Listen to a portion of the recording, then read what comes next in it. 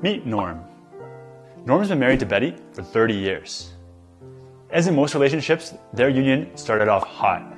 Betty was the bomb, and they got along super great together. If you've ever had a serious relationship before, you know the feeling.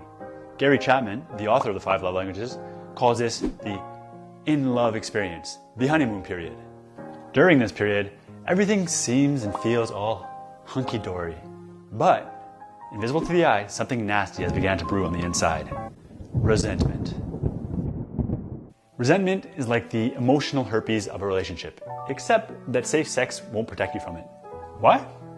Because you already have resentment inside you. We all do.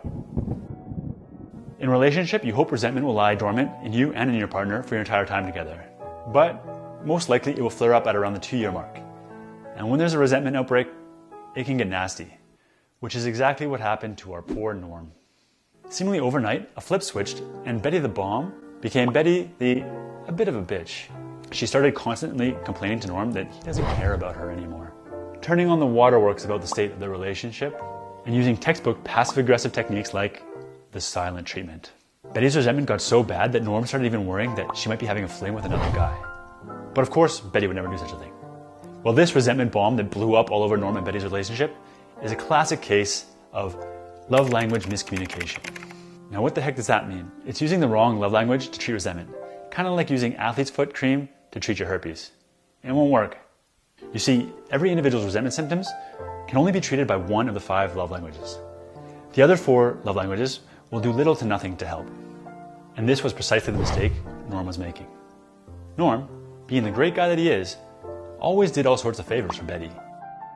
He took out the trash, ran errands, cooked and cleaned. He's just super helpful. And in doing so, he was communicating one of the 5 love languages, acts of service.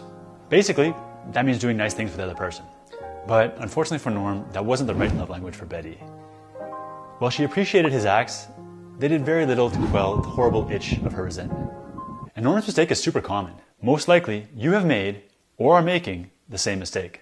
You see, acts of service is Norm's love language. That means that when Betty performs acts of service for him, his resentment fades away. So naturally, Norm thought that doing nice things for Betty would have the same effect. But they didn't. Poor Norm. But lucky for Norm, one fateful day, he finally met Gary Chapman, again, the author of the 5 love languages.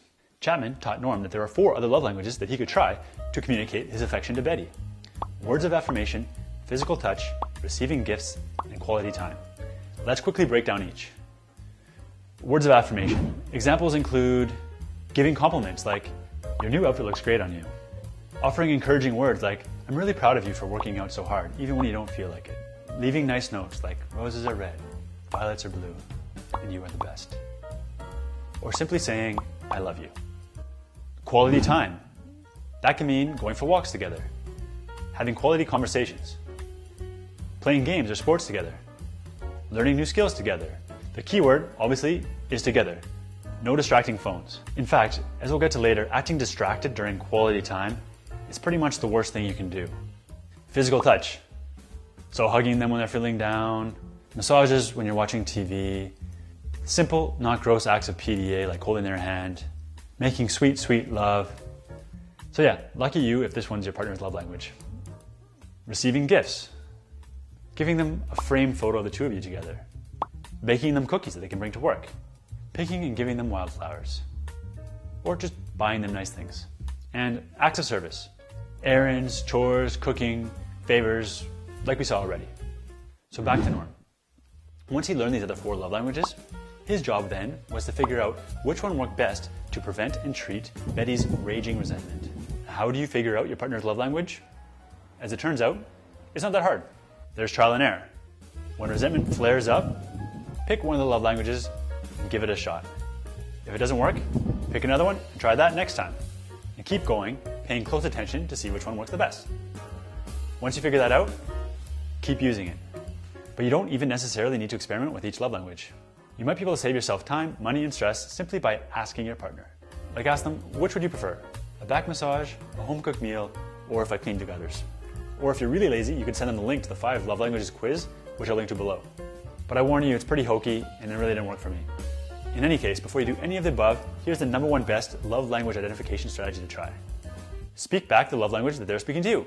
What do I mean by that? Well, let's briefly flip the script and look at the story from Betty's perspective.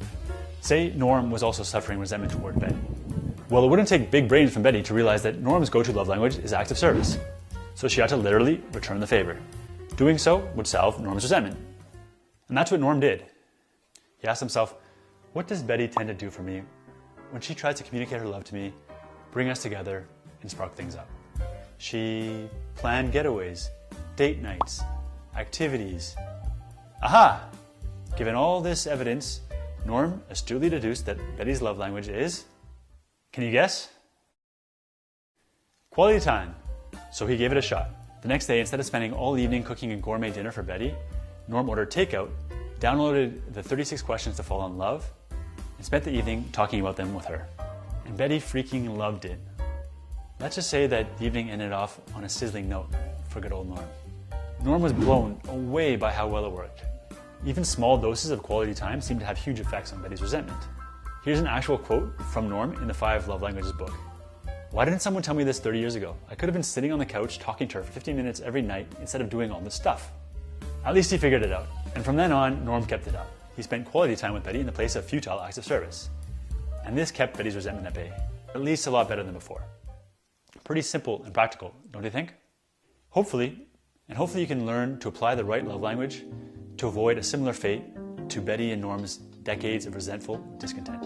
And it's not only in romantic relationships that you can apply the love languages.